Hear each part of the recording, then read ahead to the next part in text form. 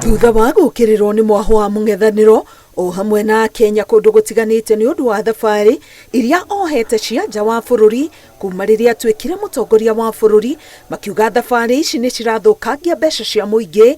Riu President William Ruto augite thabari ici citikoragwo ciri cia gwikenia ta mugendi.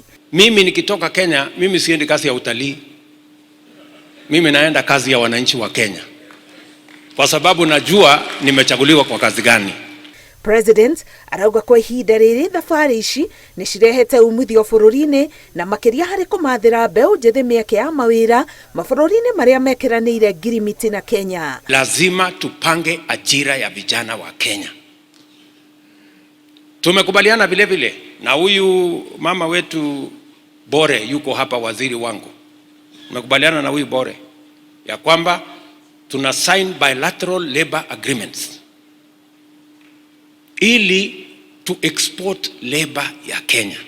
Kila wiki tunataka export ya labor watu 3,000 ama 5,000 kila wiki waende wafanye kazi katika duniani kote, ndio waweze kutuletea pesa, wajisimamie, ndio tuweze kubadilisha Kenya.